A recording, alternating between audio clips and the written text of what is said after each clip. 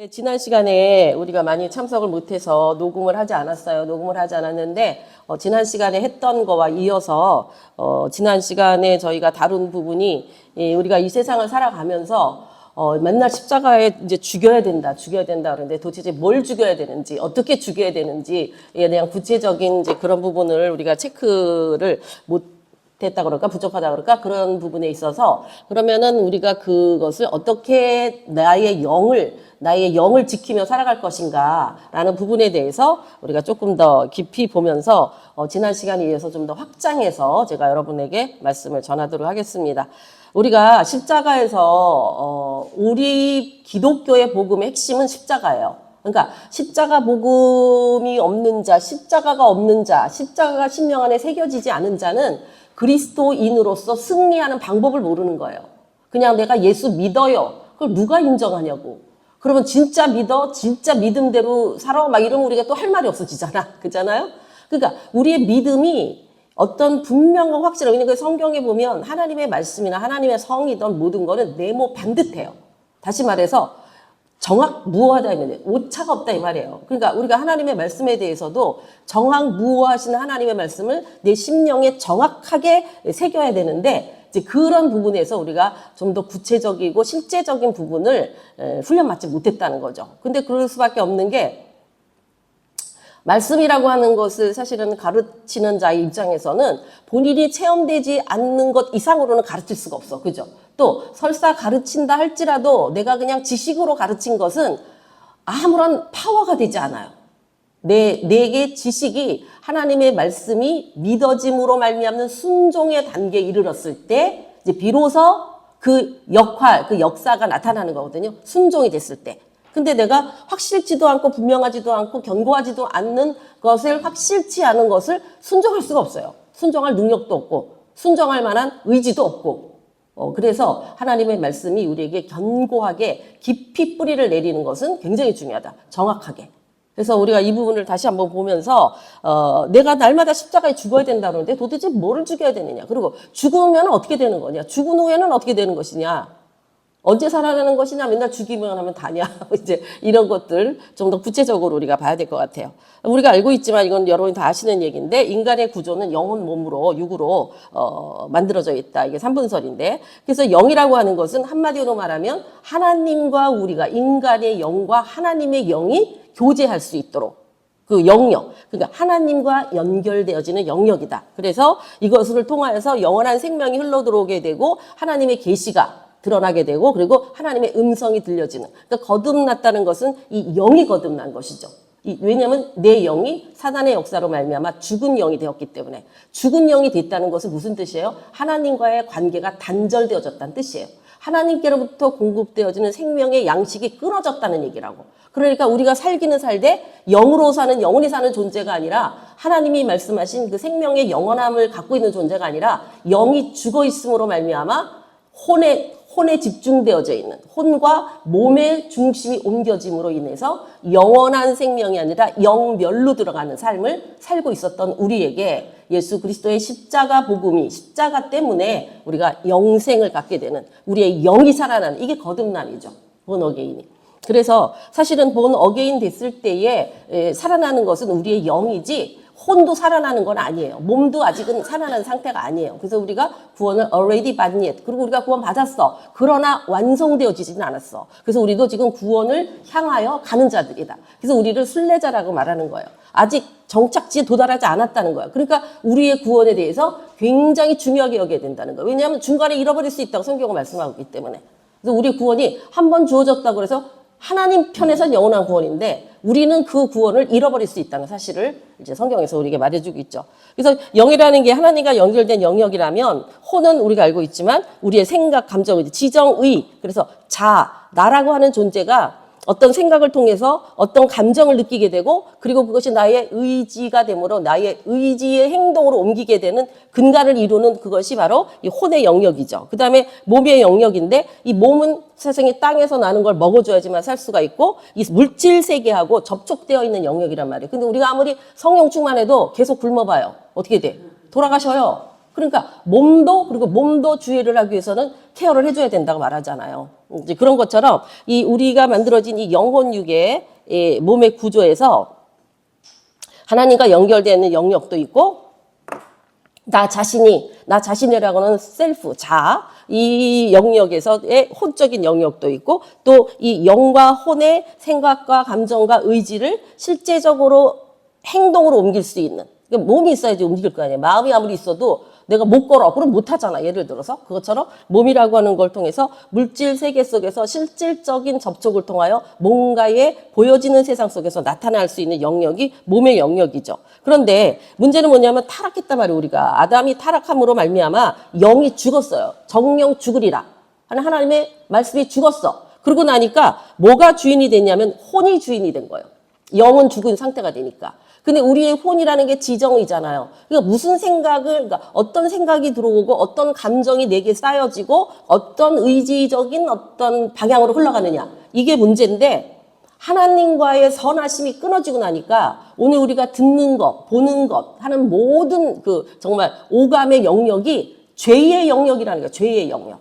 그죠? 그러니까 우리의 생각하는 것, 또 들리는 것, 이 모든 상황이 우리를 하나님의 선을 향하여 갈 수 없게 만드는 그러니까 본질적으로 진노의 자식이기 때문에 본질적으로 드러나는 그 상황들이 선이 아닌 거예요.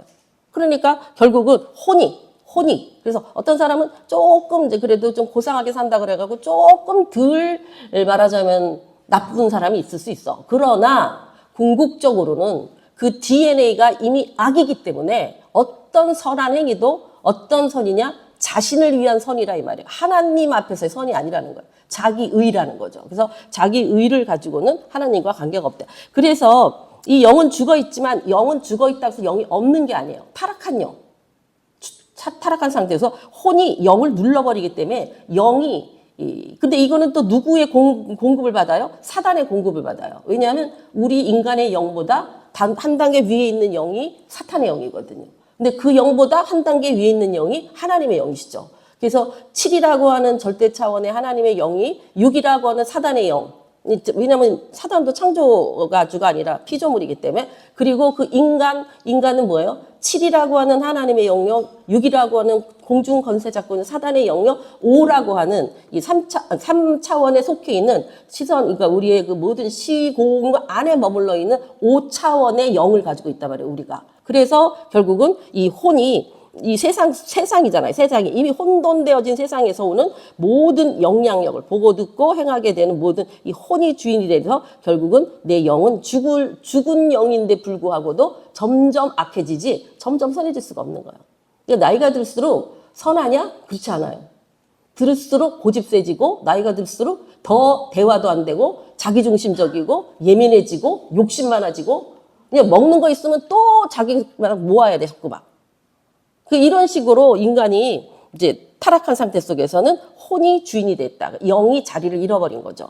그래서 타락한 상태에서 보면 영이 타락하고 혼중심적인 구조를 이루게 되잖아요.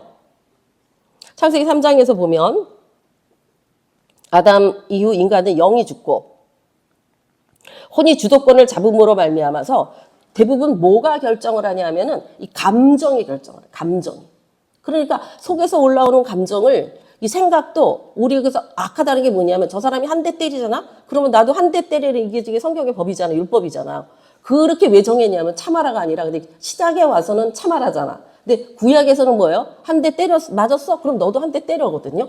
그게 제일 착한 거야. 그런데 우리가 어떻게 하냐면 네가 하나 나한테 던졌어? 나는 2개, 3개 던져야지 속이 풀리는 거야. 이게 감정이죠. 여기에 지배를 받게 되니까 결국은 이게 감정이 이게 결정합인데 여기 저거 잘못 찍었네. 생각이 진리를 판단함으로 의지가 하나님보다 앞서요. 내가 하고 싶은 걸 못 참는 거야. 그러니까 이게 혼적인 삶의 특징이죠. 항상 감정이 먼저 튀어나오고 그 다음에 진리에 입각하기보다는 내 생각에 기초하고 그리고 하나님이 원하시는 행동보다는 내가 하고 싶은 대로 해야지만 속이 풀리는 의지가. 이런 삶이에요. 그런데 여기서 이제 요한복음 3장 16절에 보니까 이제 구원을 받았단 말이에요. 예수 그리스도 오심으로. 그래서 영이 살았어. 영이 살았어. 그러니까 영이 살았다라고 하는 것은 한마디로 말한다면 뭐예요? 하나님과의 단절된 관계가 이어졌다는 얘기예요. 하나님께로부터 공급이 오기 시작했다는 얘기예요. 그래서 전에는 이미 죽은 영혼이었던 내가 생명 되시는 살려주러 오신 영이신 예수 그리스도의 영을 받음으로 말미암아 이제는 죽었던 자에서 산 자가 되었다는 거예요. 영이. 그죠? 그런데 문제는 뭐냐면 혼이 그대로 존재하고 있다는 거예요. 혼은 죽고 사는 게 아니에요. 혼이라고 하는 것은 영과 몸 사이에 말하자면 그 연결고리 안에 있는 혼적인 영역이 그 사람을 말하자면 행동하고 그 열매를 보게 되고 삶의 근거? 그러니까 그 혼의 상태를 보면 그 사람이 어떤 사람인지를 알 수 있는 거예요. 이 사람이 어떤 생각하고 사는지, 이 사람의 감정이 어떤 감정인지를 보게 되면 그 사람의 수준이 나오는 거라고요. 말하자면 이런 것처럼 혼은 그대로 존재해요. 그래서 이제 혼적인 죽음, 혼이 죽어야 된다는 거지. 우리가 맨날 그러잖아. 혼을 죽여라. 혼의 파쇄. 예? 뭐 이런 얘기를 많이 하잖아. 왜 혼을 파쇄해야 되느냐. 그러니까 문제는 이게 죽으라 그래서 혼이 없다. 우리가 생각해요. 예수를 위하여서 너는 예수님 때문에 내가 죽어야 된다 그러면 죽은 사람이 무슨 생각이 있어요? 우리가 이렇게 얘기해도 죽은 사람이 뭘 반응을 해요? 그거 아니라는 거예요. 그래서 내가 계속 혼란을 느끼는 거야. 그러면은 죽어 있으면 어떻게 해야 돼? 이런 생각이 드는 거지. 어떤 게 상태가 죽은 거야? 혼을 날마다 죽이면 내 생각도 없고 감정도 없고 의지도 없다는 얘기라니까요. 무슨 말인지 이해되시겠어요? 혼이 죽은 게 아니라고. 혼을 죽이는 게 아니라고. 혼을 쉽게 좀 이따 이어서. 그러면 혼이 없어지는 것이 아니라 혼이 주인이었던 자리에서 내려와서 내 영이 하나님과 공급되어지는 영으로 말미암아 나의 영이 하나님의 영의 공급을 받을 수 있게 하는 거. 위치 변경이 위치 변경. 그래서 히브리서 4장 12절을 보게 되면 하나님이 영과 혼과를 찔러 쪼개긴다. 이게 갈라져야 돼요. 왜냐하면 우리는요. 혼하고 영하고 섞여 있어. 그러니까 타락한 영하고 타락한 혼이 막 섞여져 있는 게 우리였어요. 그런데 성령이 오시면 이걸 말씀과 기도의 영적인 그걸로 인하여서 갈라져. 아, 이거는 혼적인 영역이구나. 아, 이거는 영적인 영역이구나. 아, 이거는 몸의 문제구나. 그러니까 어떤 사건이 하나 딱 터져도 만약에 어떤 나한테 문제가 생겼어. 그러면 그 문제가 영의 문제인지 혼의 문제인지 몸의 문제인지가 구별되어져야 된다는 거예요. 이게 다 섞여가지고 이 사람은 지금 정신증의 문제를 앓고 있어서 약을 먹어야 될 사람인데 귀신 들렸다고 때려 죽이는 사건이 나타나는 거예요. 그래서 영하고 혼하고의 영역의 차이점이나 그것이 어떤 치유를 해야 되는지를 모르기 때문에 그러니까 뭐 우울증이 심한 사람도 거의 막 환청도 들을 수 있고 막 죽고 싶은 충동도 굉장히 강하거든요. 그럼 그런 사람들이 다 귀신 들려서 그런 거로 보면 어떤 사람은 그걸 맨날 금식하고 막 금식해야 된다고 그러고 말씀받아요. 기도원에 들어가서 꼼짝도 못하게 하고 이런 식으로 하면 안 된다는 거예요.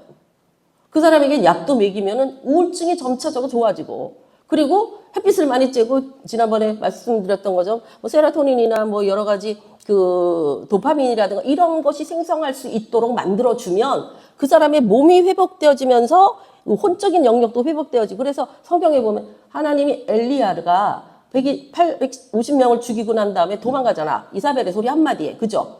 그런데 그때 하나님이 야, 너 믿음을 어디다 갖다 버렸냐? 너 어딜 도망가고 있냐? 이렇게 말씀하시지 않고 조용히 그를 먹이시며 입히십니다. 쉬게 하신다는 얘기예요. 왜냐하면 몸이 쉬어주면 우리가 혼이 회복돼요. 그러니까 사역을 한 후에는 반드시 쉼을 가져야 돼. 이게 계속 지치게 되면 사람이 그게 또 뇌에 어떤 영향을 입혀요. 우리가 자율신경이라고 지난번에 얘기를 했는데 자율신경은 원하거나 원치 않거나 자꾸 그 패턴을 따라 돌아가는 게 자율신경이거든요. 그러니까 부교감신경하고 교감신경하고 교감신경이었을 때는 굉장히 긴장된 상태라고. 그러면 그 긴장된 상태를 떨어뜨려서 부교감신경이 평소에 있다가 어떤 큰 일이나 예상치 못한 일이 발생할 때 교감신경이 움직이기 시작하면 그 문제가 해결되면 다시 부교감으로 내려와야 돼요. 그래야 사람이 사는 거예요. 그런데 그게 늘 아기 때부터 부모가 싸우고 막 교회에서 맨날 쌈박질하는 거 보고 막 교인들끼리 막 이런 어린 시절에 만약에 환경을 갖고 컸잖아. 그러면 얘는 늘 긴장해 있는 거야. 그러니까 부교감 신경에 안정감이 없어. 그러니까 신경이 날마다 탱탱한 거예요. 줄 이렇게 당긴 것처럼 고무줄 당긴 것처럼. 그러면 어떤 일이 일어나나요? 무슨 일이든지 굉장히 굉장히 예민하게 반응하는 거예요.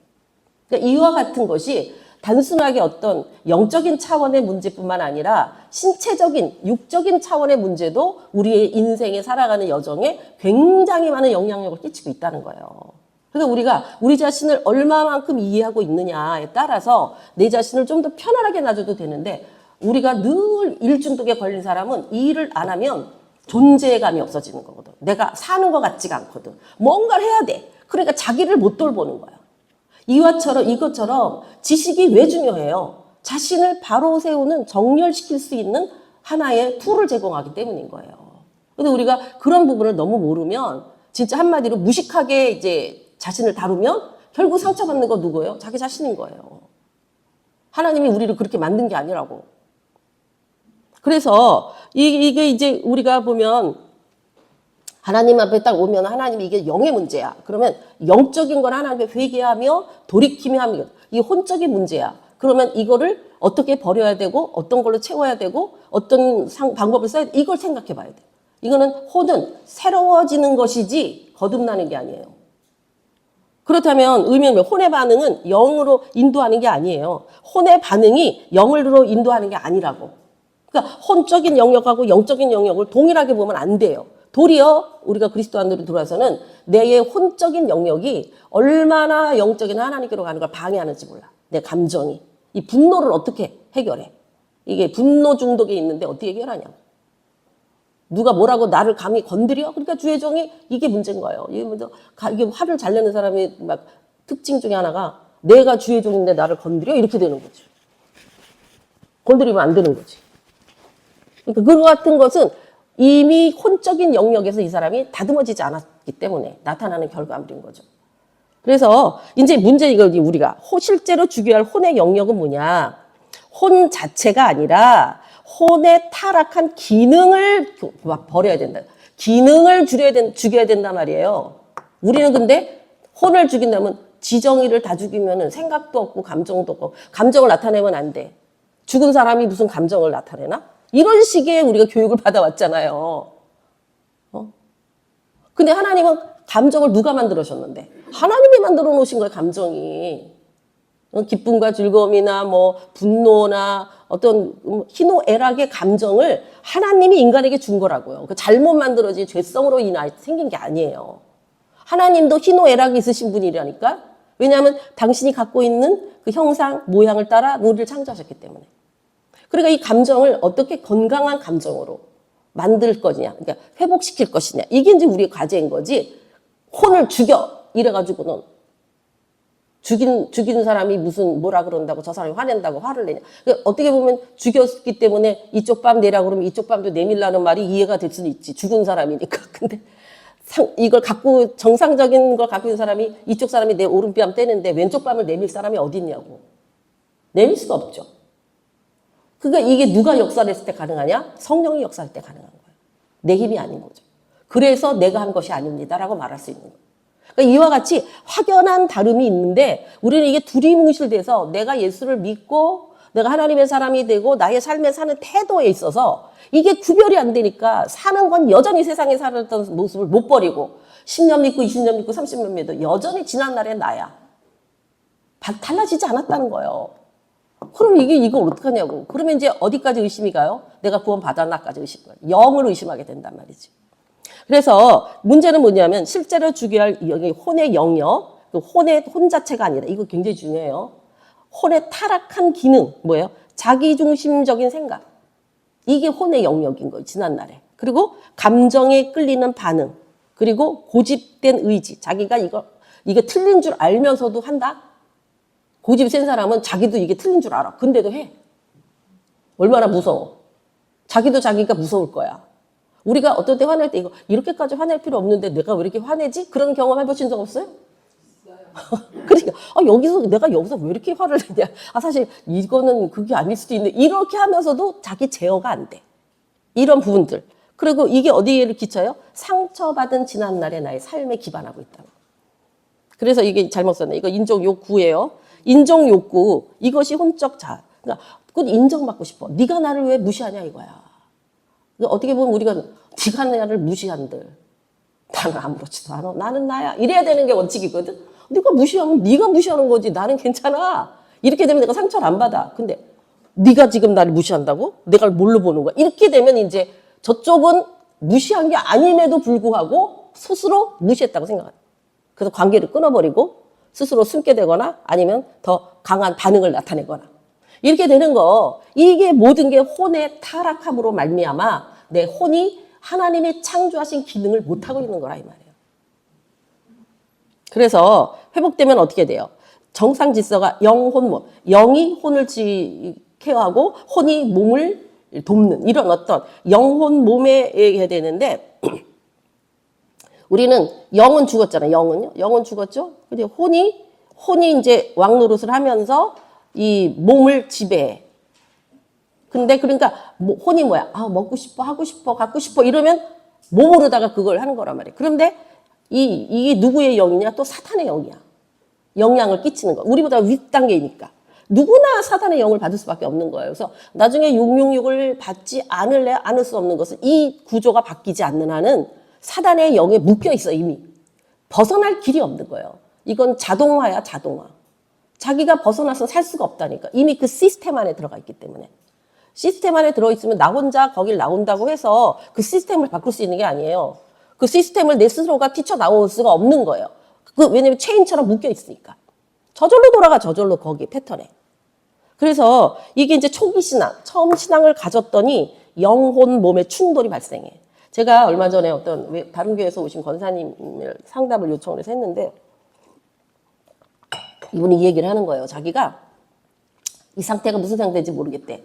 당신이 다니던 교회는 자기 교회만이 가장 옳은 교회다라는 패턴에서 이런 얘기를 해야 될지 모르겠는데 그 교회는 한때는 윤석전 목사님만 쫓아간 교회예요. 전체가 아주 그냥 처음부터 끝까지.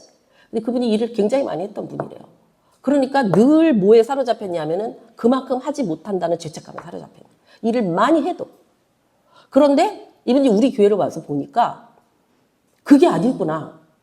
아, 이게 그 교회 말고도 멀쩡한 교회가 있구나. 막 이걸 깨달으면서 이분이 어머 이런 자유함이 있다는 거야? 이걸 이렇게 누려도 된다는 거야? 행복해도 괜찮다는 거야? 막 이런 식으로 막 엄청난 이제 혼란이 오기 시작한 거예요. 근데 저를 재밌는 건 뭐냐면 그분이 자기가 기도를 하면서 내가 오늘 이제 저를 만나게 되면 하나님의 뜻이다. 이렇게 생각을 했대요. 그런데 이제 저한테 우리 권사님이 뭐 만나자 그런다 어쩐다 그래서 내가 그러면 몇 시에 나를 만나라. 그렇게 해놨는데 이게 가운데 사람이 전화지를 아는 거야. 잊어버리고. 그러니까 이 사람이 성가대를 하는데 내가 연락이 없는 거지. 그래서 아 이거 하나님 뜻이 아니구나. 이렇게 생각하고 있었어요. 그런데 나는 보통은 이제 예배드리고 좀 있다가 가는데 그날은 조금 늦게 있었어. 늦게까지. 나가니까 성가대가 2시 반에 끝났더라고. 그 사람이 그 타임에 나온 거야. 나랑 만난 거예요. 그래가지고 결국은 이게 하나님 뜻이구나가 된 거지. 근데 그분하고 얘기를 해본 결과 자기가 최근에는 일주일 동안 잠을 못 잤다는 거야. 잠이 안 온다는 거야. 그런데 너무 이상한 거는 너무 기쁘다는 거야. 이게 자야 돼서 병원에 갔대. 병원에 가서 이게 무슨 약까지 받아 먹어도 잠이 안 온대. 그러면 너무너무 힘들거나 지치거나 그래야 되지 않냐 이거예요. 근데 자기가 너무 기쁘다는 거야. 자기 날아갈 것 같다는 거야. 그래서 이게 내가 맨 처음 조울증인가 체크를 했어요. 조울증이 아니야. 결론은 뭐냐면요. 이 사람이 영하고 육하고가 부딪히는 거야 지금. 영은 너무너무 기뻐. 근데 육은 이걸 감당하기 위해서 우리가 성령 충만하잖아요. 잠 안 옵니다. 잠이 안 와. 여러분 그런 경험 있어요? 성령 충만하잖아요. 그러면 이게 영이 깨어있으면 잠이 안 와요. 이분이 이 충돌이 너무 있어요. 내가 지금 결론이 뭐냐면 당신은 지금 영과 몸의 충돌이다. 그러나 이거는 길이 오래 가지는 않을 거다. 너가 그 지난날에 영에 얻지 못했던 기쁨과 감사와 그런 것들이 내 영에 지금 너무 충만한데 몸이 못 따라온다 지금. 이제 그런 얘기를 하니까 자기가 이해가 됐다 그러면서 하나님의 응답인 줄 알고 가시더라고. 진짜 충돌이 일어나요. 그러니까 우리가 예수를 믿고 영의 충만함을 받으면 너무 기쁘잖아. 기쁘면 어떻게 몸이 막 깨어서 막 이걸 감당하는데 잠도 안 오고 배도 안 고프고 근데 실질적으로 그게 몸의 상태가 정상이 아니지 그러면. 근데 이런 일들이 일어날 수 있다는 거야. 그 충돌이 발생하게 되니까 회복한 후에는 평안과 분별을 하게 되는 거예요. 이 과정이 있다는 거예요. 있을 수 있다는 거. 그래서 영은 하나님의 뜻을 받고 혼은 그것에 순종해야 되고 몸은 실행을 해야 돼. 그래서 이 로마서 8장 14절을 보면 하나님의 영으로 인도함을 받는 사람이 있다는 거예요. 우리가 바로 이제는 하나님의 영으로 인도함을 받는 사람일 때 그러니까 우리가 혼이 죽을수록 영이 드러난다. 이 말은 죽는다는 표현은 이 개념을 잘 이해해야 돼요. 그냥 없어진다, 죽어서 끝났다라는 개념이 아니라 이 혼의 자리를 내어놓고 영에게 그 자리를 올릴 때, 그럴 때 뭐라고 한다? 이게 혼이 강하면 하나님의 음성을 왜곡한다는 거예요. 성격이 굉장히 강한 사람들. 그런 사람은 예수 믿어도요, 참 힘들게 믿어. 어린아이 같이 순전한 사람은 되게 쉽게 믿거든? 박수 치세요. 그럼 박수 쳐. 근데 강한 사람은 죽어도 박수 안 쳐. 자, 손 올려서 기도합니다. 절대 안 올려. 아니, 왜 안 올려? 다 올리는데. 자기 손만 특별해. 그거 하나에 순종하기도 어려운 게 자기 강한 사람이에요. 그런데 그런 사람이 또 완전히 깨지잖아? 그러면 이 사람은 또 죽어도 목숨 걸어. 순교할 수 있는 사람이라니까, 그런 사람은 또. 그러니까 성격이, 그게 하나님이요, 그 성격대로 쓰시는 거예요. 어떤 면에서. 선교하는 사람은 좀 강해야 돼. 왜냐하면 그 문화하고 부딪히기 때문에. 그러니까 약한 사람은 이 원래 성격이 약하다 보니까 성향이 혼적인 영역이 약한 사람들이 어떻게 보냐면은 버팅겨 나가는 힘이 없어요. 독한 사람은 이게 멘탈이 강하잖아. 그러면은 애지간한 귀신도 잘 안 들려. 귀신을 아주 우습게 본다니까. 귀신이 못 건드릴 수도 있어요. 멘탈 강한 사람은. 그러니까 우리말에 호랑이한테 물려가도 정신만 차리면 산다가 그런 개념이에요. 자, 그래서 우리가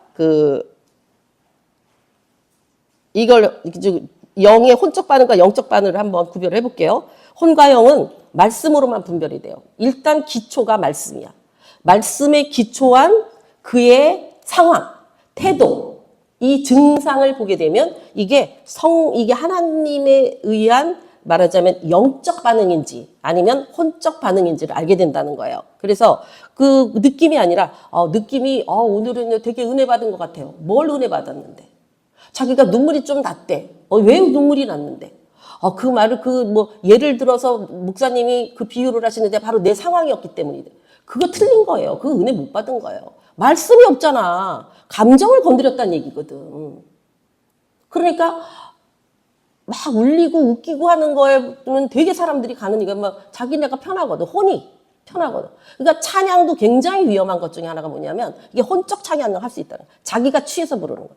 특별히 앞에서 리더하는 사람이 이 혼적인 이거에 움직여지게 되면 상대 앞에 있는 사실은 앞에서 리더하는 사람은 찬양 인도자는 대중 중심으로 해줘야 돼. 자기가 취해서 해버리는 거야. 그러면 다 못 따라와요.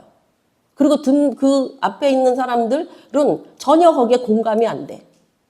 그러니까 이 자기에게 취할 수 있는 영적인 영역이 아니라 혼적인 영역이 자기도 모르는 사이에 얼마든지 활동할 수 있다는 거예요. 그래서 이 성령으로 분별이 가. 그러니까 벌써 그런데 영적인 거로 깨있는 사람을 딱 들으면 찬양이 은혜가 안 되죠. 앞에서 리더자가 자기 혼적인 걸로 하고 있을 때. 그런데 모르는 사람의 입장에서는 굉장히 굉장히 잘해. 음성이 너무 좋아. 너무 잘생겼어. 이런 사람이 리더해봐. 그래서 찬양 리더, 특히 찬양하는 사람들 중에 혼적인 문제가 굉장히 많이 발생해요. 조심해야 돼요. 진짜로. 왜냐하면 감정에 휘둘리기 때문에. 그래서 혼적 반응과 영적 반응 핵심 비교를 한번 볼게요. 혼적 반응은요, 속도가 엄청 빨라. 자아의 즉각적인 반응이야. 훅 올라온다 이 말이야. 그래서 사실은 처음에 우리가 어떤 상황을 딱 맞이하면 먼저 올라오는 건 영적 반응이 아니에요. 그냥 본질적으로 우리가 혼적 반응이 나타나. 탁 들었더니 기분 나빠 이렇게 돼. 좋아 이렇게 된단 말이에요. 혼적 반응이에요 먼저. 그래서 자기를 부인하고가 첫 번째 따라오는 거야. 아니 잠깐 그런데 나의 지금의 조화가 과연 하나님이 좋다 하시는 건가 내가 좋다고 한 건가 체크를 해야 된단 말이에요. 말씀의 근거에서. 그래서 결국은 이 혼적 반응은요, 자기를 보호합니다. 자기가 숨을 수 있어, 이 감정에. 그러니까 이 감정이 굉장히 요동치고 너무 업돼 있거나 너무 다운돼 있거나 이렇게 나타나요. 혼적인 것은. 그래서 결과는 뭐야? 그때는 되게 은혜스러워서 했는데 결과가 후회와 갈등이야. 이건 혼적으로 우리가 반응했다는 얘기예요. 근데 영적 반응은 뭡니까? 성령은요, 굉장히 늦게, 느린 거. 그러니까 기다리기가 힘들어. 그래서 전 보러 가나 봐. 돈만 내면 그냥 그 자리에서 풀어주잖아. 얼마나 시원하겠어. 우리는 하나님 음성을 들으려고 그냥 말씀을 하세요. 그래도 굉장히 말씀을 천천히 하잖아, 지금. 그런데 하나님을 기다리며 하나님의 뜻을 쫓아갔더니 하나님의 뜻이 결국은 뭐예요? 평안과 안전과 생명과 결과가 화평이 샬롬이란 말이에요. 그러니까 하나님이 그때 왜 응답을 안 해주셨는지, 하나님이 왜 기다리게 하셨는지가 마침내 드러난다. 마침내 반드시 하나님이 하시는 거는. 그래서 혼적 반응의 특징 한번 봅시다. 이런 반응이 확 올라오잖아. 이거는 다 혼적 반응이야. 여러분이 우리 생활할 때 즉각적인 분노 확 올라와. 이걸 일단 스톱시켜야 돼요. 이거는 혼적 반응이지 영적 반응. 우리가 절대로 의의 분노를 하기가 쉽지 않아. 거의 불가해. 무슨 의의 분노를 하겠어. 지 성질이 나오는 거지. 이게 혼적 반응이에요. 분노가 확 올라오는 거. 그리고 딱 듣는 거나 어떤 상황을 딱 보면 억울해. 항상 자기만 억울하네. 항상 억울해. 제가 볼 땐 제일 안 좋은 것 중에 하나가 자기 연민이에요. 나는 힘들다 이거야. 나는 그럴만하다 이거야. 나는 이렇게 어려운데 너는 못 알아준다. 이 자기 연민에 빠져있는 사람은 끄집어내기가 너무 힘들어. 제가 상담을 해보니까 자기 연민에 빠져있는 사람을 구출해내기가 제일 힘들더라고요. 그래서 그런 사람들은 안 나와요. 왜냐하면 여태까지 그걸로 누렸거든. 그래 네가 힘들지. 그럼 내가 할 말이 없잖아. 자기가 막 힘들다 그러는데 그게 뭐가 힘드니 이러면 안 되잖아. 싸우는 거지. 그러니까 그래 힘들지 이러면 진짜 자기는 너무 힘든 거야. 안 나와 거기서. 힘들기만 하면 어떻게 나와야지 거기서 힘든 거에서. 안 그래요? 누가 그걸 구원해 줄 거냐고. 이와 같이 이 억울함. 그래서 자기 변호를 합니다.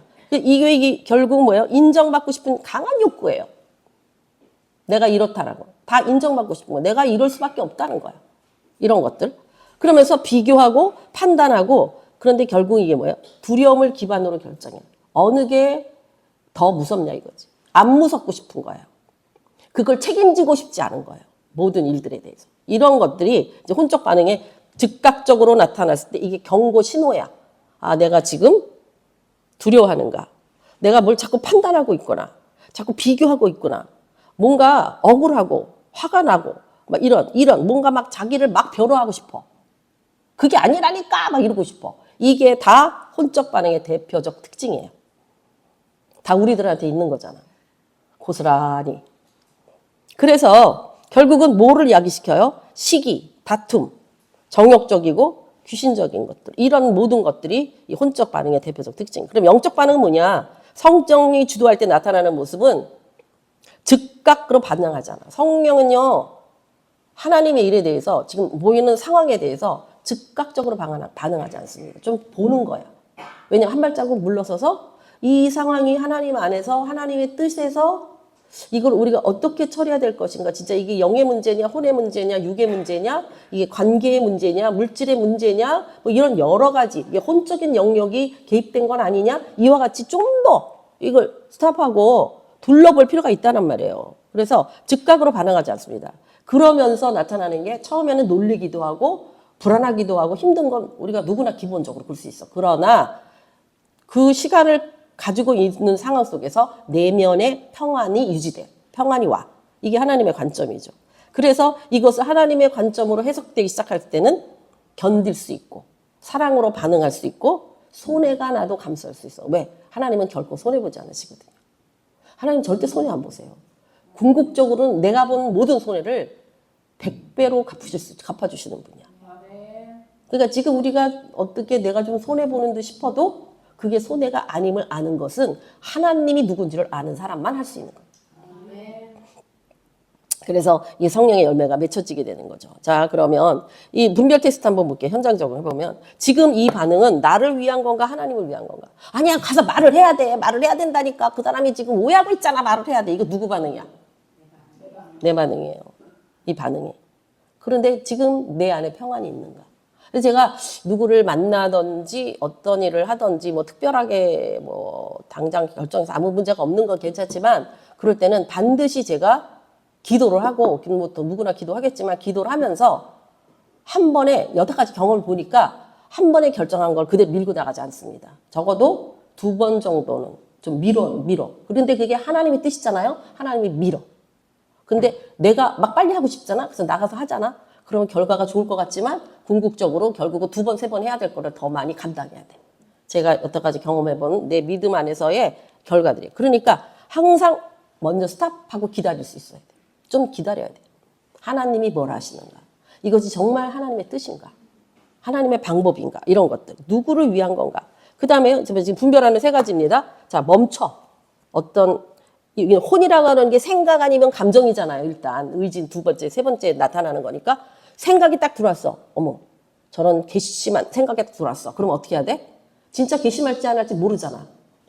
그죠?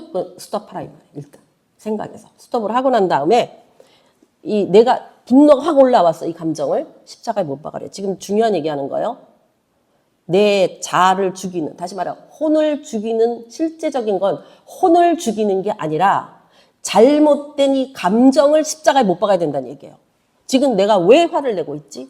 지금 내가 왜 힘들지? 내가 왜 슬프지? 내가 왜 분노가 올라오지? 이와 같은 것들이 뭔지를 체크를 하면서 그 분노가 십자가에 못 박아야 될 것이다 이 말이에요. 그거를 못 박아야 된다 이 말이에요. 그냥 혼을 죽인다고 맨날 혼을 죽인다고 생각할 게 아니라 혼에 뭘 죽일 거야, 혼에. 지정의에서 드러나고 나타나는 왜곡되고 잘못되고 오염되어 있는 이런 영역들을 십자가에 못 박는 거. 이게 바로 내 혼을 이게 왕이었잖아, 내가. 내 마음대로 했잖아. 그것을 내려놓고 하나님께로 가져가서 나를 정화시키는 그게 십자가잖아요. 그 작업을 반드시 해야 된다. 그걸 통해서 내가 하나님의 사람으로 살아가는 방법이 훈련된다 이 말이에요. 이게 쌓여짐을 통하여서 자동화가 일어나요. 자동화가. 그러면 신경도 어떻게 움직인다? 자율.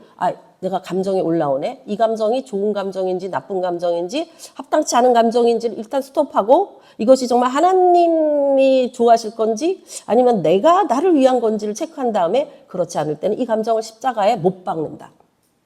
그러니까 첫 번째 해야 될 것은 감정대로 살지 말라는 거예요. 올라오는 감정을 드러내지 말라는 거예요. 드러내는 이상에는 책임져야 돼. 내가 저 사람한테 화를 냈잖아요. 그럼 책임져야 될 거 아니야. 내가 왜 화를 냈는지. 합당한지 안 한지. 저 사람이 아니 나한테 왜 화를 내요? 그러면 할 말이 없잖아. 그게 무슨 화낼 일이에요. 예를 들어서 나는 이런 좋은 의도에서 했어요. 그 사람 좋은 의도에서 했는데 나는 그 말이 기분 나쁠 수 있거든. 그런데 내가 화를 받아쳤단 말이에요. 내 기분으로. 저 사람은 굉장히 황당하잖아. 그럼 저 사람은 그러겠지. 저 인간하고는 내가 더 이상 관계를 못 하겠네. 이렇게 될 거 아니야. 그게 뭐예요? 이게 혼의 문제가 지금 발생한 거란 말이에요. 그러니까 먼저 뭐 해야 된다? 스탑. 멈춘 후에 내 감정을 돌이켜보면서 어떻게 해야 된다? 버릴 것들을 십자가에 못 박아야 된다. 왜냐하면 주님이 거기서 십자가에서 처리하셨기 때문에. 그러면요, 그 다음에 처리하고 끝나면 안 돼요. 이게 이제 우리의 문제점 또 하나 뭐냐면, 처리했잖아. 그러면, 이제 내가 미워하지 않을 거야. 근데 여전히 뭔가 텁텁하고 뭔지 깨름직하며 여전히 해결이 안 된 것 같아. 한마디로 말해서 뚜껑을 안 닫은 거예요. 뭘로 닫느냐? 그럼 이때 내가 어떤 마음으로 채울 것이냐? 주님, 내가 주님의 온유와 겸손을 배우게 주옵소서. 주님의 겸손이 온유가 내게 부어지게 해줘. 이렇게 성령의 것으로 채우는. 그게 뚜껑을 닫는 작업이에요. 그러니까 뚜껑이 열렸으면 뚜껑을 닫아야 끝날 거 아니야. 근데 닫아만 놓으면 안 된다는 거지. 내용을 바꿔서 닫아라 이 말이죠. 전에는 분노와 막 어떤 그런 안 좋은 감정이 있던 것을 열었을 때 뚜껑을 그게 뻥 튀기고 나오잖아. 너무 열받으면 뻥 구멍 이게 뚜껑이 뻥 열리잖아요. 여러분 여기 뚜껑이 열리잖아. 실질적으로 이거 뇌의 그 뼈가 열리는 거 아시죠? 그게 굉장히 실제적이에요. 이게 열려요. 우리가 너무 화내잖아. 그럼 이게 열려 뼈가.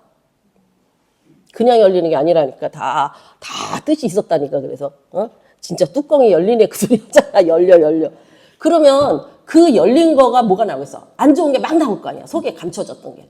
그러면 그거를 가지고 바로 십자가에 못 박아버리면서 그러면 그래도 닫아버리면 그게 안 된다는 거예요. 다시 그 안에 하나님의 것을 채워 넣는 작업을 해요. 이거는 단순한 이 사건만이 아니라 우리의 삶 전반의 사건이에요. 다 드러내서 다 용서해서 끝나는 게 아니라 하나님의 것을 다시 채워 넣어야 그 사람이 그걸 견뎌. 그거를 그냥 드러내놓기만 하고 닫기만 하면 속이 텅텅 비잖아. 그러면 그 사람이 성장이 안 돼요. 하나님이 이렇게 들어가야 성장이 되는 거죠.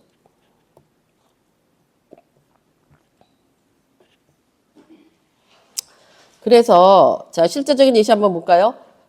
누군가가 나를 무시했어. 어머, 내가 여기 있는데 날 쳐다도 안 보면서 아우 뭐 안 좋아하시죠? 막 이렇게 터져봐. 그러면 왜 저러니? 바로 아니 그러는 뭐 너는 좋으니? 막 이렇게 반박이 나올 수 있죠. 지금 여기 있잖아. 반박하고 바로 반박해. 혼적이만. 그럼 감정이 폭발해. 너 전에도 그러더라. 두 번째 지금 몇 번째인 줄 알아? 이렇게 그다음에 마음속으로 저 인간하고는 더 이상 교제를 할 수 없어. 판단이 끝나. 이게 혼적 반응이라고. 우리가 맨날 하는 짓이지. 영적 반응은요. 잠시 침묵하고 하나님 이 문제를 어떻게 봐야 돼요? 저 사람 지금 왜 저러는 거예요? 제가 여기서 어떻게 반응해야 될까요? 이렇게 주님 앞으로 물어. 그 다음에 온유하게 대응해. 아 오늘 기분이 안 좋으신가 봐요. 이렇게 온유하게 대응을 하라고. 그러면 이제 한마디로 말하면 급하면 혼이야. 튀어나오는 게. 근데 평안하면 영일 가능. 그렇게 하고 나서 영일 때는 평안이 있죠. 그래서 이게요. 혼은요. 살아남으려는 시스템이에요. 이게 본질적으로. 내가 저 사람을 이겨야만 산다 이거야. 그렇잖아요. 우리 세상이 전부 이게 돕는 관계가 아니라 타락한 이후에는 모든 게 대치 관계가 됐거든. 그래서 아담과 하와도 뼈 중에 뼈, 살 중에 살이라던 그 남자가 저 여자 때문에 이렇게 됐다 이 말이지. 그리고 모든 것이 전에는 임의로 아무거나 따먹을 수 있었는데 너무나 풍성했는데 이제는 땀 흘리고 진짜 별짓 다 해도 엉겅퀴와 가시를 낸다 이거. 그러니까 모든 것이 하나님을 떠난 인간에게는 모든 것이 대적 관계. 그러니까 나를 지키기 위해서는 어떻게 해요? 싸워야 되고 이겨야 되고 눌러야 되고 이게 범죄한 인간에게 나타나는 가인이 자기 동생 죽이고 났더니 자기 후손이 라멕이 자기는 몇 명 더 죽여도 뭐 이런 식으로 나가는 거예요. 이게 악이 결국은 자기를 지키려고 해서는 더 악해져야 돼요. 눌러야 되니까. 그런데 영은 어떻게 해요? 하나님께 순종하는 생명, 하나님을 뜻을 드러내는 반응. 하나님이 우리 어떤 상황 속에서도 나를 하나님의 뜻을 볼 수 있도록 알 수 있도록 양육하시는 과정. 다시 말하면 하나님의 관점으로 보면 내게 일어나고 있는 모든 일을 나를 거룩하게 하시기 위한 하나의 과정이다. 이렇게 생각하는 거예요. 그렇게 될 때에 내가 하나님의 사람으로 만들어져 가는 거죠. 어떻게 하나님이 나한테 이런 일을 이렇게 어떻게 번번이 이럴 수가 있어? 막 이렇게 하면 어떻게 돼요? 결국 하나님과의 관계에 문제가 생기는 거고 그렇지 않아도 문제가 있는데 하나님과 관계에 문제가 생기는 거죠. 어머나 이거 말고 지난 시간에 했던 근데 시간이 거의 다 됐기 때문에 또 하기가 말씀 봐봐요.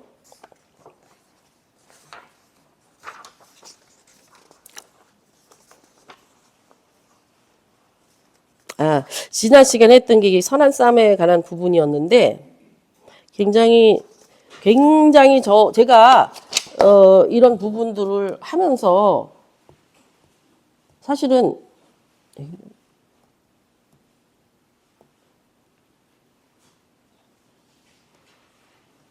제가 깨달고 이것이 너무나 중요하다라고 느꼈기 때문에 이제 이런 것을 하는 거거든, 준비하는 거거든요. 그런데 우리가 그러면 십자가에 못 박고 바로 이 혼의 문제를 처리하고 이런 것이 바로 선한 싸움인 거예요. 이 선한 싸움이 뭐냐? 보면요, 선한 싸움은 사람과의 싸움이 아니고 믿음, 진리 그리고 내 안에 옛사람과의 영적 전쟁. 그러니까 우리가 제일 이기기 어려운 게 나를 이기는 거잖아요. 그게 선한 싸움을 믿음의 선한 싸움을 싸우라. 그러니까 선한 싸움은 뭐를 얻기 위한 거냐? 믿음을 얻기 위한 거예요. 그러니까 이것이 선한 싸움이 내 안에서 끊어지면 그 사람 성장이 없는 거예요. 맨날 지니까. 뭐 성장 이전에 그리스도인으로 자라지를 못하는 거예요. 반드시 선한 싸움으로 이겨야만 믿음이 성장한다면. 선한은 하나님께 속한 목적이 거룩한 그리고 결과가 생명을 살리는 싸움이에요. 나를 살려야지 먼저. 그죠? 남보다 나가 먼저 살아야 될 거 아니에요. 그래서 선한 싸움의 대상이 세 가지가 있습니다. 대상은 내 안에 옛사람과 싸우는 거예요. 그래서 육체냐 성령이냐 자아냐 하나님의 뜻이냐 이게 그냥 치열한 전쟁이에요. 내가 나를 진짜 죽여야 되는. 그러니까 본성의 나, 죄성의 나를 죽여서 하나님의 의의 사람으로 만들어놓은 과정이 어떻게 보면 이게 훈련이 된 사람은 되게 쉽고 안 해본 사람은 하려고 그러면 되게 어려운 거예요, 이게. 왜냐하면 자기 삶의 패턴이 아니기 때문에. 패턴을 바꾸니까. 그래서 결국은요, 이거예요. 선한 싸움을 이기지 못하면 믿음으로 가지 못했다는 얘기잖아요. 결국은 뭐예요? 우리의 이 구원받음의 길은 믿음의 길이거든요. 길을 못 가면 어떤 일이 발생해요? 결국은 가기 전에 죽는 거예요. 그래서 믿음을 지키는 싸움이에요. 내가 선한 싸움. 이거 지금 바울이 말하는 거예요. 내가 선한 싸움을 싸우고 믿음을 지켰어. 그러니까 믿음을 지키기 위해서 먼저 해야 될 일이 선한 싸움이에요. 자기 자신. 그래서 환경과 상황이 아니라 끝까지 붙드는 믿음을 붙드는 싸움이 선한 싸움인데 바로 이거는 진리를 지키는 싸움이에요. 그러니까 이 선한 싸움의 기준이 뭐예요? 내 생각이나 내 어떤 감정이 아니라 하나님의 말씀과 하나님의 뜻이잖아요. 그러니까 진리란 말이에요. 이것이 진리. 이 진리를 지키는 싸움이 타협하지 않는 싸움이 타협할 수가 없지. 그리고 거짓과의 싸움이고 왜곡된 복음과 있어요. 왜곡된 복음. 그러니까 참 우리가 교리 갖고 싸우는 거 이거 되게 진짜 불행한 거예요. 교단마다 교리가 틀린데 네 교리가 옳으니 내 교리 켈빈이 맞냐 뭐 웨슬리가 맞냐 이런 거 아무리 해봤자 그게 구원하고 무슨 상관이야. 근데 그것 때문에 자꾸 원수 맺어. 또 어떤 사람은 자기가 또 이단을 골라낸다고 자기가 이단 그것을 모든 걸 이단을 또 찾아내대. 온갖 이단을 찾아내. 더 웃기는 건요. 이단인 사람이 이단을 또 찾아. 이단 집단에서 이단을 말하는 게 있더라고. 그래서 이 전쟁에 있어서 싸움의 방식은요. 이게 싸움의 방식 봅니다. 우리의 무기가 육체가 아니라 그랬죠. 싸울 때 이걸 어떻게 싸우냐? 영적 사용해야 돼. 영적 무기. 말씀, 믿음, 기도, 순종. 우리가 싸우는 선한 싸움의 무기예요. 그러니까 말씀이 이겨야 되고 믿음이 이겨야 돼. 믿음이라는 거 뭐야? 하나님 말씀하신 거를 믿고 옳습니다. 당신이 옳습니다라고 인정함으로 말미암아 그것을 순종하는데 순종할 힘이 없으니까 능력이 내려와야지 믿어지니까 믿음은 모든 자의 것이 아니에요. 믿어지는 것이에요. 그래서 기도하는 거예요. 그러니까 기도가 따라오지 않는 믿음은 없어요. 왜냐하면 본질적으로 다르거든 우리가. 이게 진짜 완전히 뭐라 그래야 돼요.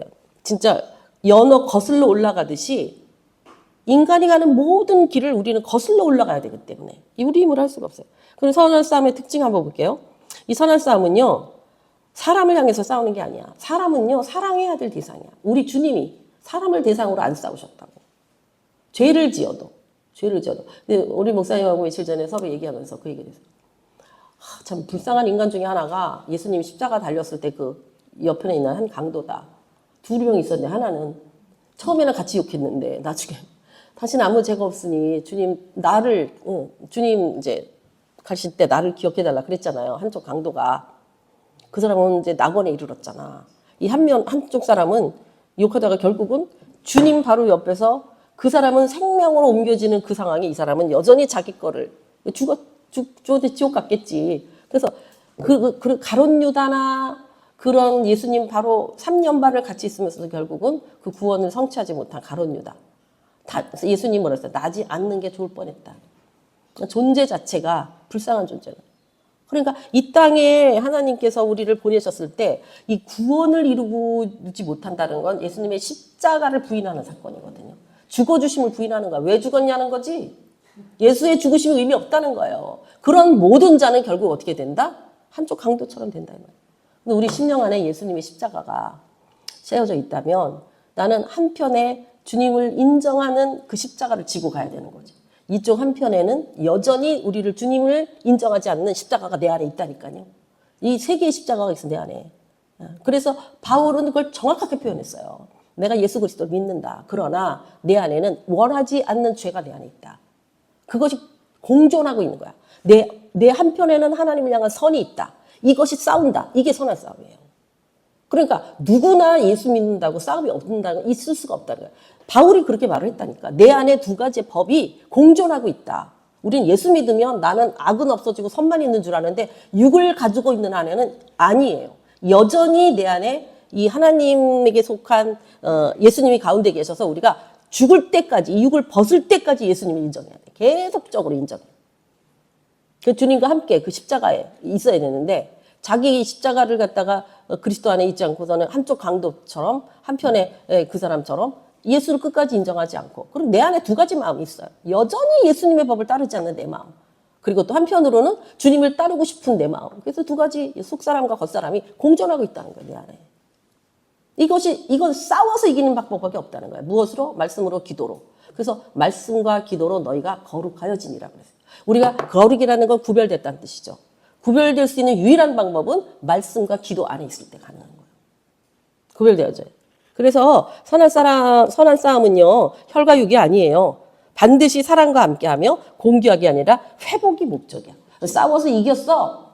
그랬더니 내가 속이 시원하다가 아니라 회복되어졌다 이 말이야. 선한 싸움에 이긴 사람의 특징은 회복이 돼.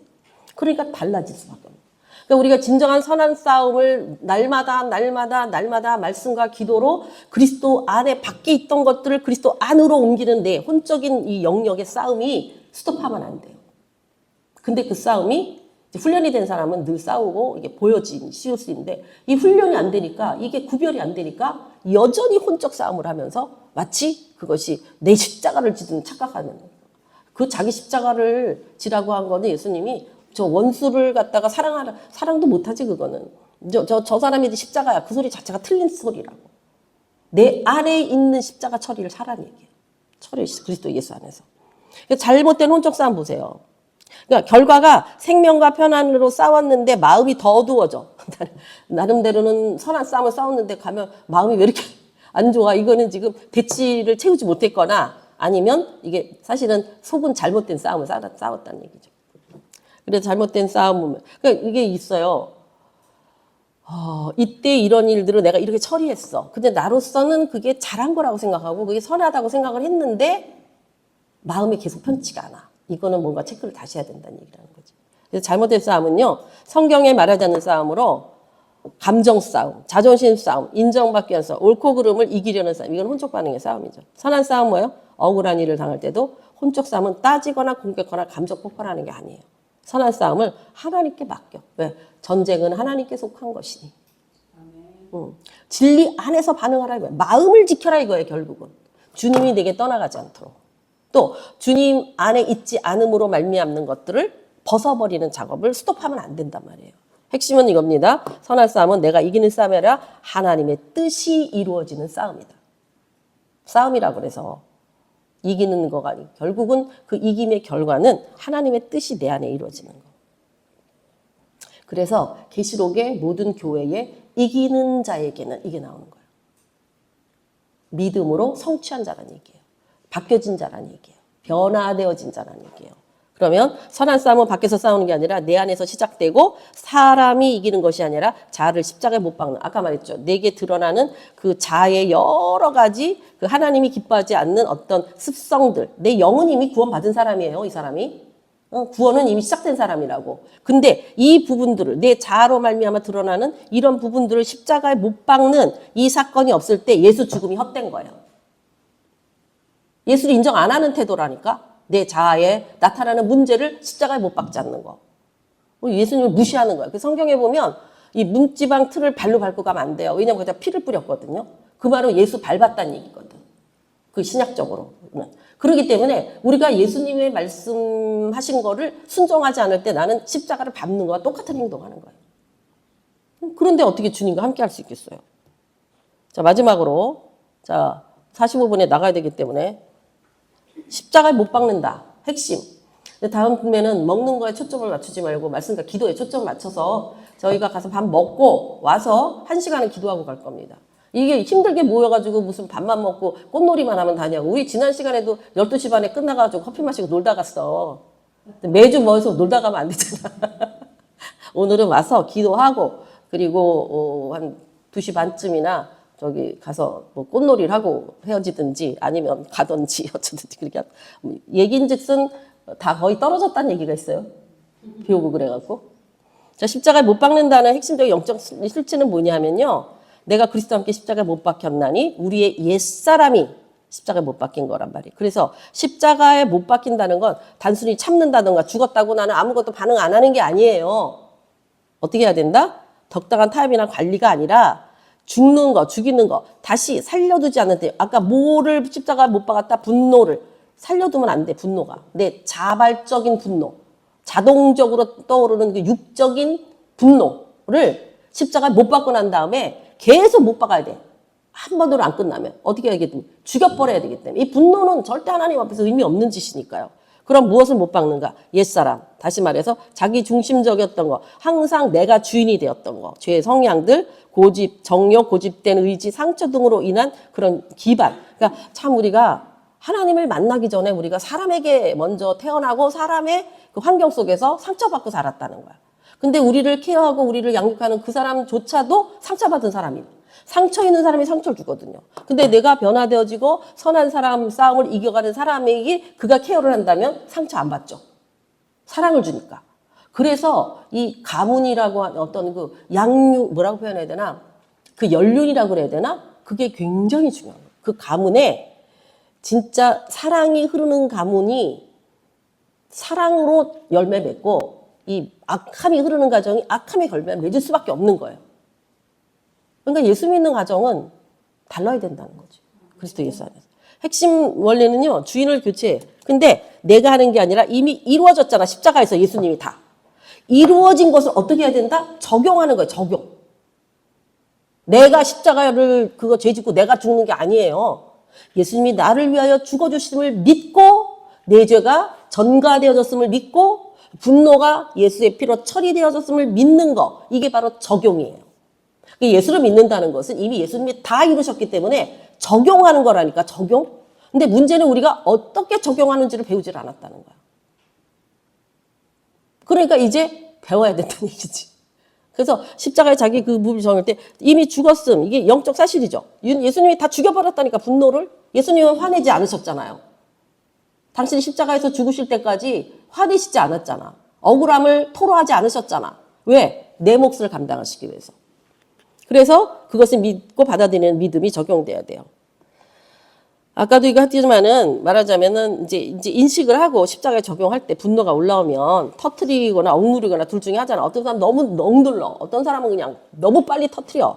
그러지 말고 인식을 해. 이건 옛사람이야. 선포해. 나는 이미 십자가에 못 박혔다. 이 분노가 십자가에서 처리되었음을 선포합니다. 이렇게 선포가 그래서 굉장히 중요한 거예요. 믿음에 대한 확증이에요. 도장 찍는.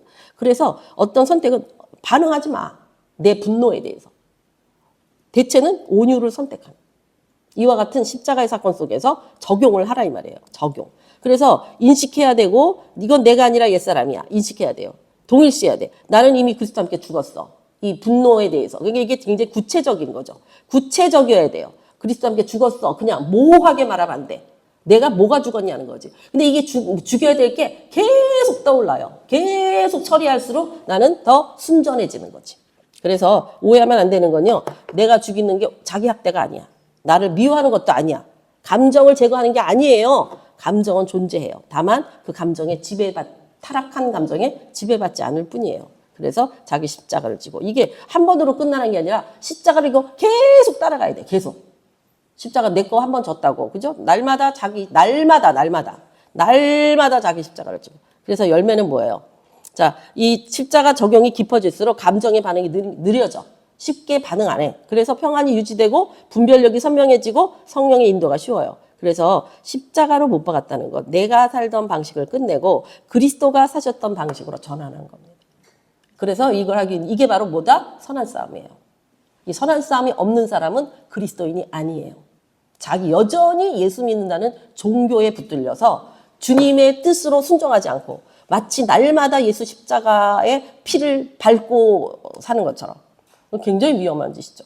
그래서 우리 스스로가 바로 이런 점에서 하나님 앞에도 날마다 실질적인 그런 적용, 훈련, 적응하는 그런 훈련이 우리에게 있어야 된다라는 것입니다. 여기까지 하겠습니다. 기도할게요. 하나님 아버지 감사합니다. 오늘도 하나님 참으로 우리의 믿음의 삶에 믿음으로 성장하는 과정에 주님을 닮아가는 과정에 주님이 나를 위하여 십자가를 지시고 죽었다는 그 사건에 하나님 우리 다시 말씀 안에 우리 자신을 훈련하게 하시니 감사합니다. 이것이 한 번으로 지식으로 끝나는 게 아니라 날마다 자기 십자가를 지라고 하셨으니 주님 날마다 주 그리스도의 연에서 성령의 비춤을 받아 그리고 넉넉히 십자가에 승리하신 주님으로 말미암아 우리도 승리하는 주의 사람들이 정말로 주님이 기뻐하시는 아름다운 하나님의 사람들로 변화되어지게 하실 주님을 찬양합니다. 맡기며 모든 것 의지하며 예수님의 이름으로 기도합니다. 아멘.